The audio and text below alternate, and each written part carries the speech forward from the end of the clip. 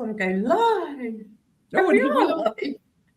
I'm just carefully going, no, I don't want all these extra steps, but welcome everybody.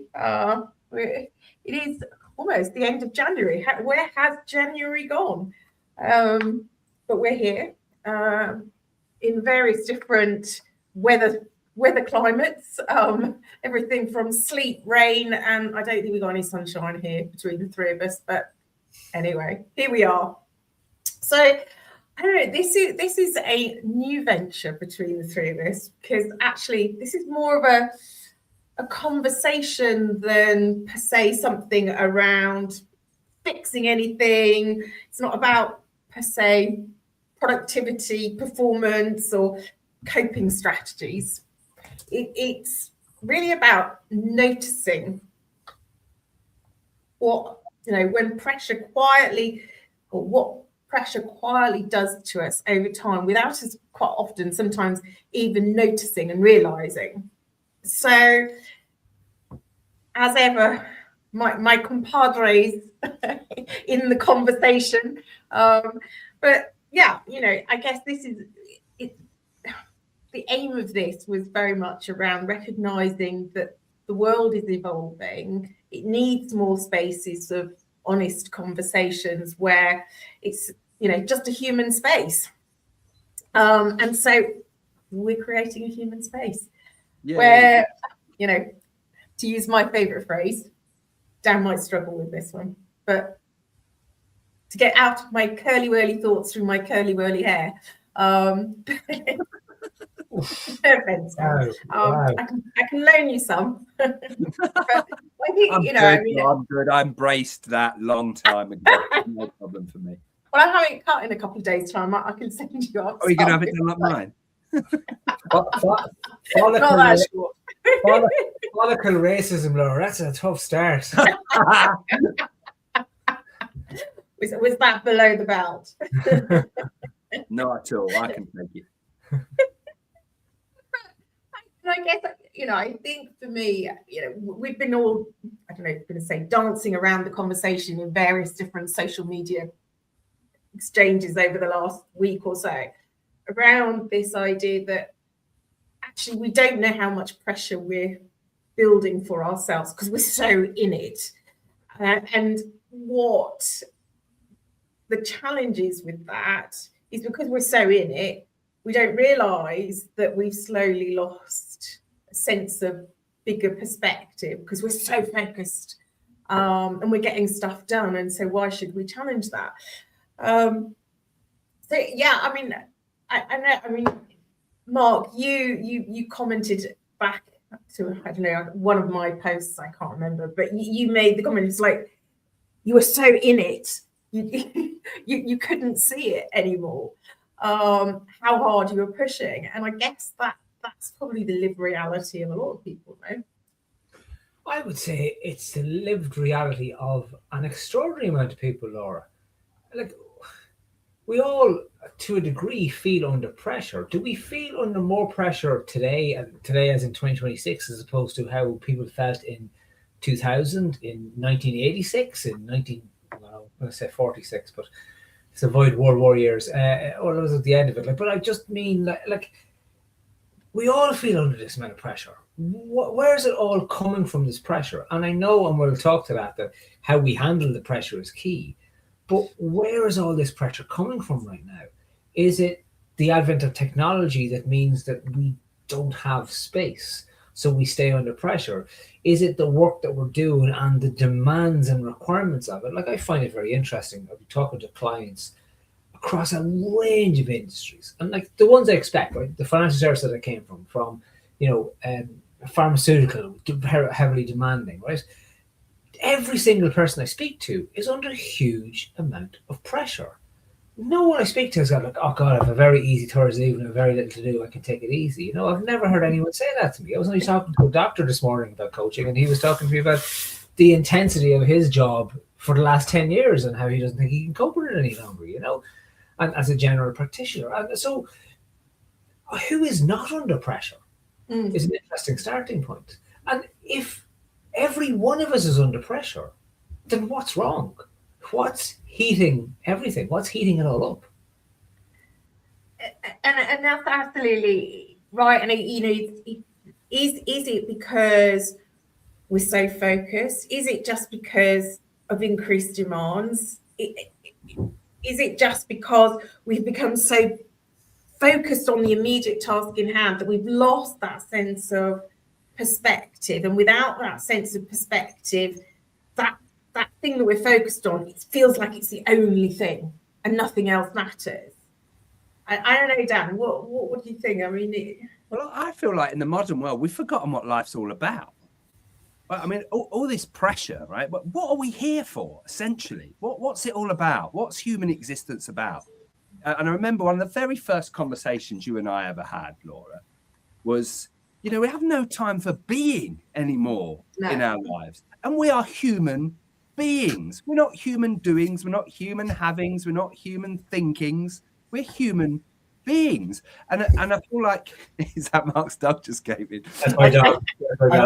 I feel like be more puppy dog. We live in a world now where pressure comes from everywhere and everything. Economic pressure, family pressure, gender pressure, national pressure. It's like we live in this pressure cooker in today's world where we're not allowed to stop. We're not allowed to pause. We're not allowed to just be. It's like, oh, we've got to be doing something. There's always something to do. Oh, I've got so much on my plate. I've got kids to look after. I've got my parents to look after. I've got my career to worry about. I've got pets to look after. Oh, do. It's like, when are we going to make some time for joy and awe and wonder and just being outdoors, just being with our family, just being with our friends, not with some end in mind, not with some pressure to get something, to do something, to be somewhere. One of the real big revelations I had in the last few years, I've always been striving for more, striving for better. And I always felt like there was somewhere to get to. And I think it was probably about 18 months ago, maybe a year or so, it's suddenly the penny dropped. I was like, everything I need is right here, right now. I haven't got anywhere to go. I haven't got somewhere to get to. It's all here for me, right here, right now. If I will just stop and be present with it and let it in, and not just allow the pressure to either be making me think about the past and what's gone wrong and what I'd prefer to do better, or the things I'm ashamed of or regret, or worrying about the future and catastrophizing and doing all the what ifs. It's like, why don't we just have the time to deal with what is? I think it's that often. I think you almost get into a cycle. And I think sometimes I don't even know whether there is even the catastrophizing that even that far. I think it's just we're in the motions of what is the next thing I've got to do. What is the next thing I've got to do? And I wonder whether there are people who actually even get to the bigger part. But I guess what is the cost of putting our heads down? I mean, you eloquently shared it there, Dan. The cost to you was like, well, where was I going? Yeah, where was I trying to get to? Right? Where is, and I've said this before, when people talk about it, it's like, well, where is it we're going? If I push harder, what's going to come? But I think it's what happens as a consequence of doing that, being in that moment, because things gradually get squeezed out. And Mark, I'm back to your example of, having your head down and, then realizing that the things that you'd forgotten about, because you've got your head down. What do you think we lose first when we're so focused and so in that pressure as opposed to aware of that pressure? An example I think of, right, and I'll go to a personal example after this, right, but it's to the point of everyone being under pressure. When I was in university, okay, it's not today or yesterday, but what was that, late 90s. And so, you got a university with a degree, you could get a job, right? There was a lot of employment at the time. It was a very good time to be in Ireland, okay? And it was fine. I got my degree now. I wouldn't be worth writing home about. But then nowadays, if you go to university, to get into employment, you have to have a first class honours degree. So I went to university with the express intention of enjoying myself, right? That was reality. I'm not going to pretend it was anything otherwise. I got an education. My education was multifaceted. You know, Social education. Yeah, absolutely. I got an education. I have a lot of skills. Some stand to me today, some don't. You know, but But yeah, blooming good time, eh? yeah. But so and to the thing, right, what do you lose? So you're a kid, all right? There's already such pressure in the school system to do your best to get the course you want. And I was only talking to someone the other day, and they're like trying to get their kid who's 16, coaching to figure out what career they should take on. And I was explaining to my last 3 clients did, like, one of them was trained in horses and now works as a salesman. Like, one of them ran pubs and now runs an environmental monitoring company. Don't worry about what you do in college. Worry about the skills you learn. Worry about what you learn. But that pressure to be, and therefore that pressure to get that first, means you don't get to enjoy the world around you. And even more, you don't get to discover who you really are, what you really want. So all that pressure means you drive and then you get that first. You get that college space, you get that first, and then you get that job. And then it's about 10 years later, you're like, fucking hate this. What am I doing? Why am I here? How did I end up here? I know. How did I get here? Because you haven't had the chance to go, Jesus, maybe this isn't me. And I think it's like, how do you keep a horse walking in a straight line? You put blinkers on it, Do not let it see the world outside it. So we all have these blinkers on us to it. And I know we do in so many ways, but when we're in that pure pressure zone, like, there are people who will have a passion for something and they will put the blinkers and the drive on to make that happen. Absolutely fantastic, because that's who they are and that thing is them. But for the rest of us, who aren't even allowing ourselves to experiment and figure out what's right by us in the world, then we find ourselves waking up.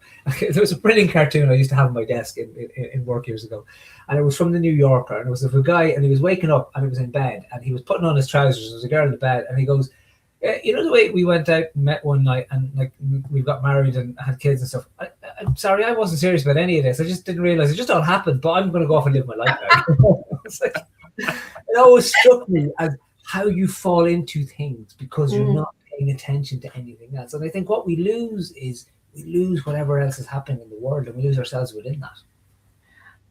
And that's something I really recognize. I think it's in the pursuit of the next thing is, it's so quick for us to, I don't know, I'm thinking of the word blocking out.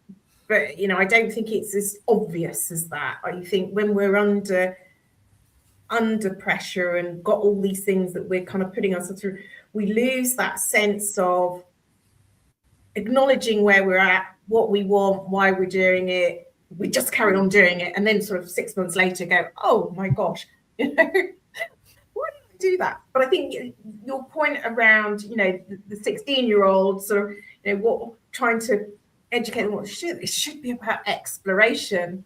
It really should be at that point in time, because skills can always be learned, but your passion, and if you can, like, sort of tap into that, that's the key thing for me. And I think that's what needs to be nurtured, because everything else is just an environment and a name above the door, really, isn't it? But I guess, as we sort of, what I think ends up happening, I think you've alluded to both of you, is that in that space where we're kind of so focused and we're loading under pressure, kind of lose our sense of perspective. We lose our sense of, I'm going to say, humanity, and because I think it's being able to see that bigger picture. We get our context, we get perspective. But when we're so focused, we start to lose a sense of self. It's not even really obvious.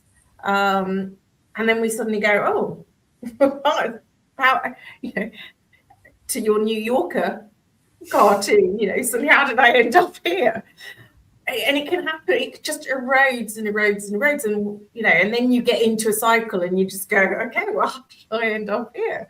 But I don't know. I guess it's not necessarily a huge breakdown. It's just gradually like a drift over time, really, isn't it? I mean, I don't know, Dan, what do you think? Yeah, you end up like an airplane that's just going half a degree off course every year, and of course the more you do that, the more you leave who you are, and all this pressure. When pressure becomes stress, we then become stupid. Literally, it's in our wiring.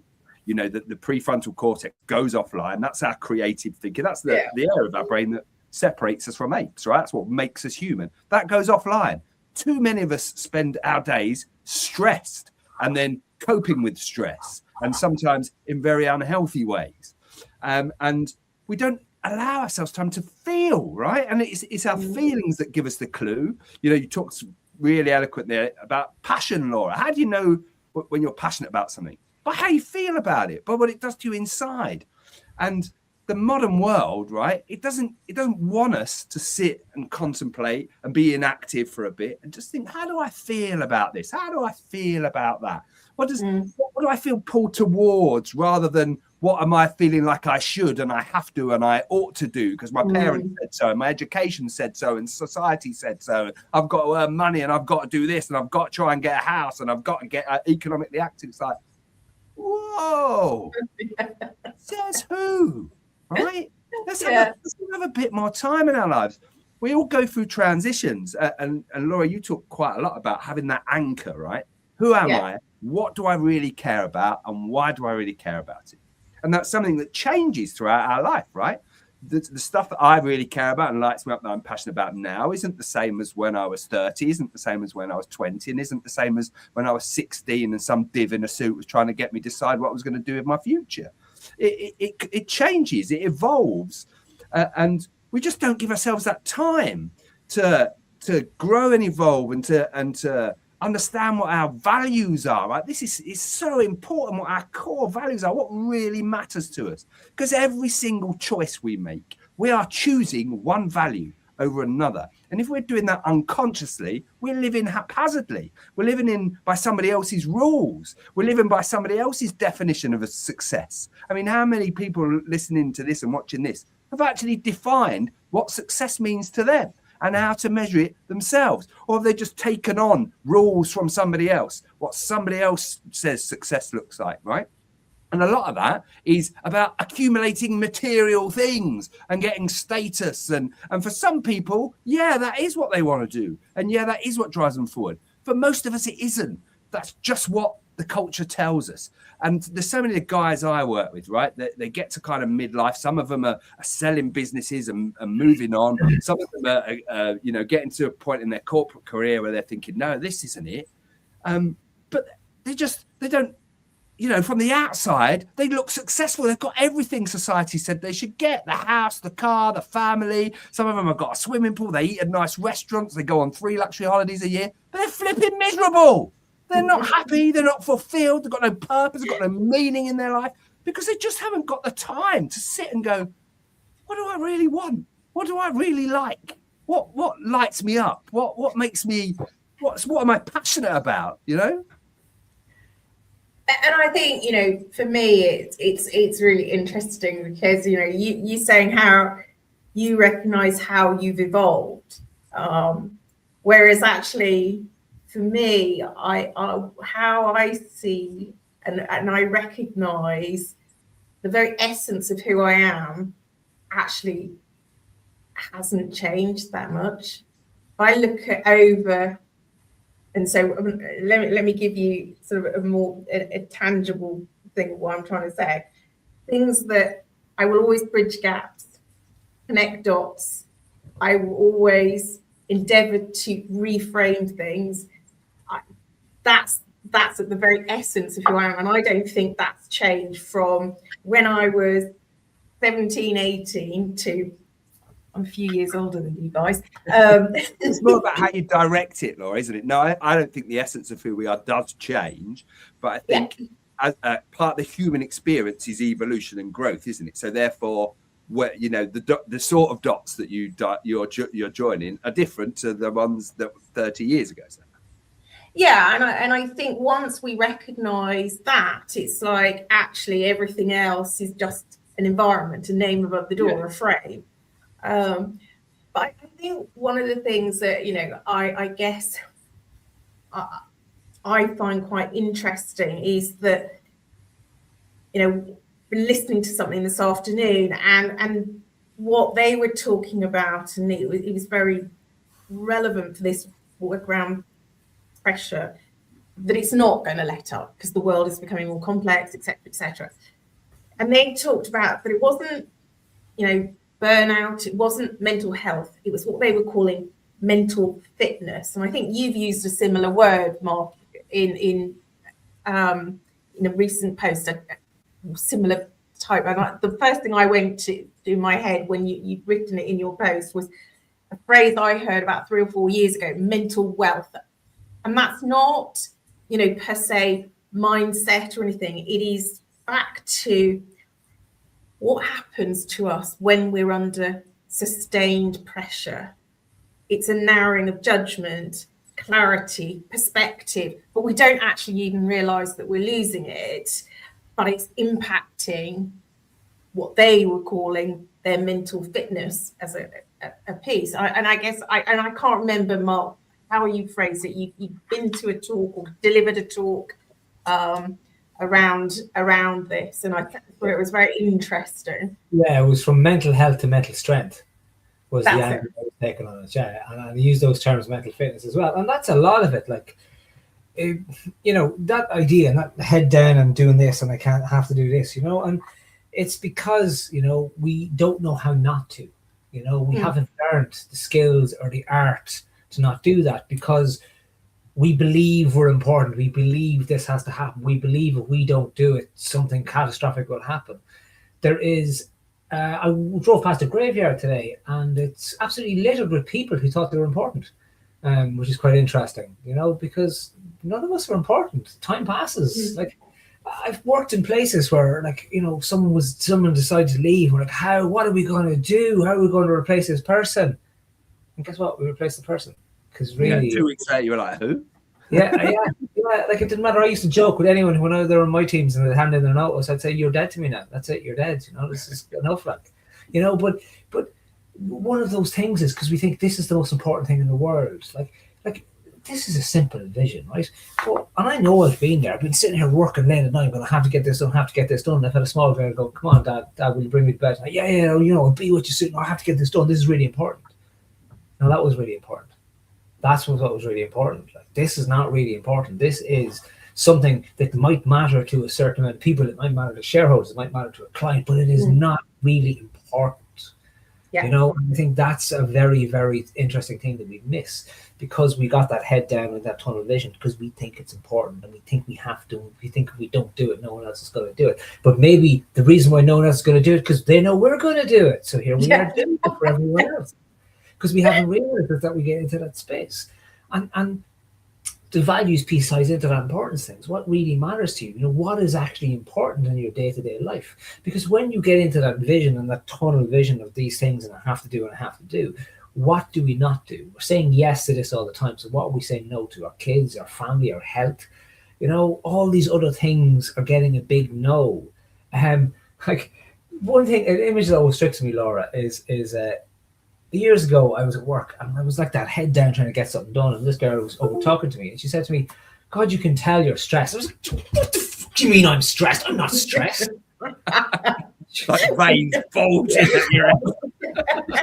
She goes, "I know you're stressed because you shut up and you're not talking."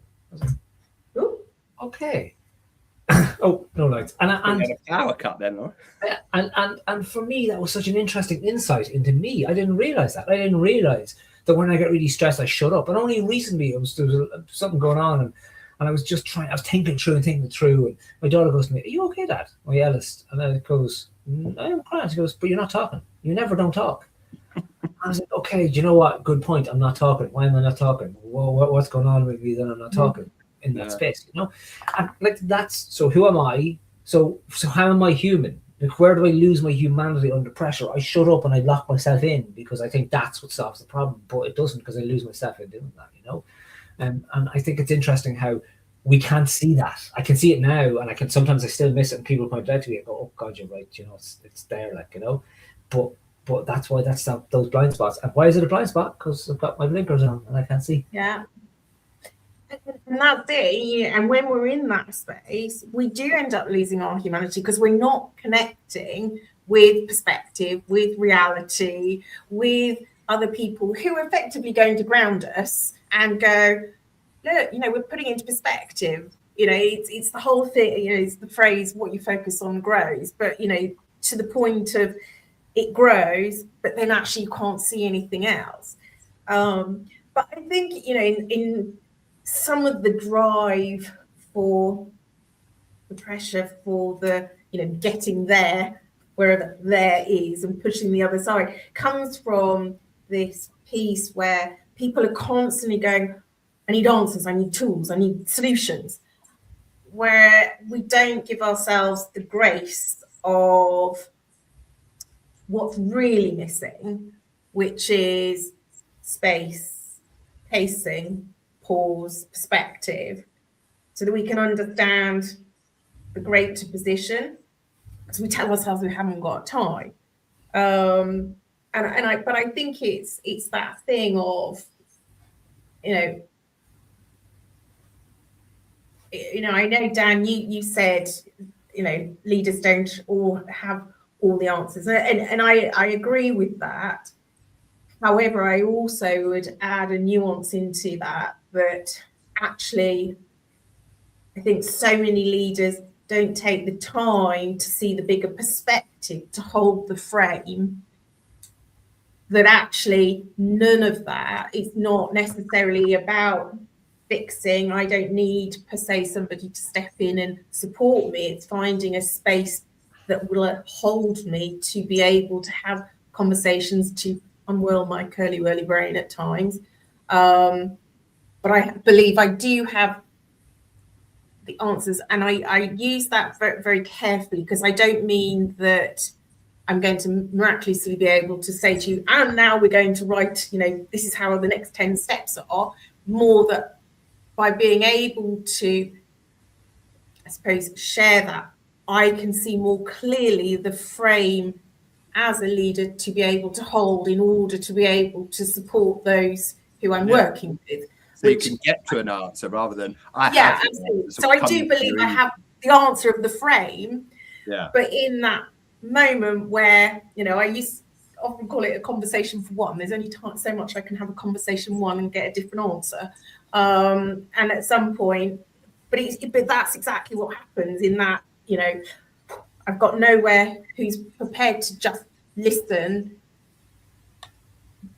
effectively download and do nothing with it, because people are so quick to go, well, I've got a solution here. Here's my 10 tips. I don't need 10 tips. I don't need more. I just need people to be able to work with that space. Yeah. And it's connection. And that's what people are not so good at, I think. Yeah, and I think that's what we're really missing. And you know, we're talking about staying human under pressure. Well, what does it mean to be human? Well, humans are social animals. We're at our best when we're connected to others and when we collaborate. You know, I always think humans are like a jigsaw puzzle, and each one of us is a piece of that puzzle with our own unique gifts and talents. We all have something to bring to the table, right? But in the modern world, whilst we're more connected than ever, thanks to digital technology, we're actually more disconnected than ever. And so in order to be social animals, what skills do we need? Kindness, empathy, compassion, being able to walk in somebody else's shoes, curiosity. These are the things that make us human. What are the things that stop us being human? Judgment, hatred, division, fear. And this is what is now driving us all apart. We're all way too quick to point the finger. We're all way too quick to focus on what separates us instead of what unites us, because what I know about humanity, having been lucky enough to travel in lots of places over the world, we are all the flipping same. right? We all have we're different. We're like snowflakes, right? But we are all the same thing. We have the same blood. We have the same DNA. We want the same things. Our families are important to us. Our friends are important to us. Our tribe is important to us. And the beauty of being in the modern world now is the whole world can be our tribe. We can connect with humans all over the place. But instead of doing that, we're dividing ourselves. We're concentrating on what doesn't, the differences instead of our similarities, because there's much more similar than there is different. And that's what being human is about. That's when you feel at your most human, when you're connected with other people, when you're doing things with other people, when you're lifting others up to help them succeed, or vice versa. I had a ridiculous week last week. Everything went up in the air. It's like somebody got the chessboard and just went, whoa, there you go, Dan, deal with that. And the only way I managed to navigate it was other people, was the kindness of other people, was being able to trust other people, was the understanding of other people. Otherwise, I'd have been in terrible trouble. Now, that mental strength, that resilience, luckily, I've been working for years on that resilience. Yeah. So I didn't catastrophize. I didn't go under. I didn't feel like a victim of it. I was able to take a beat, take a breath, and just go, okay, so this is what you're doing in life. This is the ball you're throwing at me today, right? And who have I got around me now that I can turn to? And that's what being human is about, right? And I think that's the thing. When we're under pressure, we've got to remember there are people around us, people who are willing to help us and to support us, kind, empathetic, compassionate people. The world is full of them. I know it doesn't feel like it when you watch the news and you look at TikTok, but it is. And I think that's it, is, when one's thinking gets heavy. So in that moment, last week, the Jeff was like, woohoo, let's just give Dan a little bit of extra spice in his life to contend with, because, hey, why not? But in that moment, when the thinking could have very easily gone down spiral, actually it is the strength of others that stopped you from getting too heavy, I guess. So I guess it's that allows you to see the bigger picture again, and then puts that piece in context to everything else, which keeps you human, and being really clear, I guess, about the value of that, because that can completely shift the narrative for you. I mean, the mental narrative as opposed to the verbal narrative. Because we all feel like we're alone, Laura, don't we? And we've got to deal with all these things ourselves, and it's just not the case. Yeah, and I guess it's one of those things where it can feel very isolating when your life is different from others, and you sit on the outside sometimes and you think, oh well, and you have to find different ways of offloading. So mine's post-it notes, offload my curly whirly brain, but for me that allows me to go, no, I can see it now. It gives me that perspective, because the reality is that look, just because of the nature of my world is that there are lots of people around me, but invariably they're doing school runs, various other things. So it's not quite so easy to necessarily draw them. But sometimes my curly whirly brain, what I need to do is just see it with post-it notes. My post-it notes. Get it out of there, right? Yeah, absolutely. And that itself just allows me to, remain human rather than get drawn to the noise. You used a different analogy. I forget, but the analogy that went through my head was, we're all, we're in a dinghy with a sail, and the wind, which is, the noise and the pressure, is taking us in one direction. Well, we can all just follow, But if we're just going to follow that, then invariably the boat's going to capsize. We have to actually work with the wind if we don't want to get carried away with that. And I think we forget that. To use your phrase, Mark, we lose or forget that, we don't have to be a passenger. We can be a driver in our own lives, or be the helm at the helm. I don't know. What's your thoughts? Well, one thing I think is interesting too is pressure also transforms things.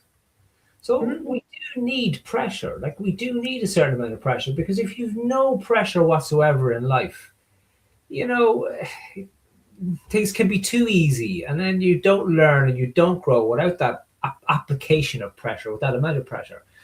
But where's the valve? So you can go, that's enough pressure for today, you know, and let's kind of turn this off, because otherwise we feel like we're in that pressure cooker, you know. And if you stay in a pressure cooker for too long, what is going to happen to you, you know? But we stay in that place for too long. So that difference between being a passenger and being in the driving seat is our ability to choose. Is to choose, what am I going to do? What am I doing? What am I doing with my time? What are my thoughts? What am I thinking? What are my actions? What am I going to do differently? You know, you wake it. If you're someone and you're on a Sunday night, you go, oh Christ, this job again, I can't face it. If you're kicking into that for early on a Sunday, right? Like, what does that do? Like, you know, and you know, okay, so maybe there's a certain amount of pressure. You have this job for whatever reason, you have that job, but you don't need to choose. You can choose a different thought about the job. You know, you don't need to focus on what you don't like about it. You can focus on, well, it gives me this, it pays me this, does this for me. What can I gain out of this? You know, and it's not like a nonsense like, oh God, the window of the car is broken. Well, let's celebrate the fresh air that I'm getting. Right? That's nonsense. You know?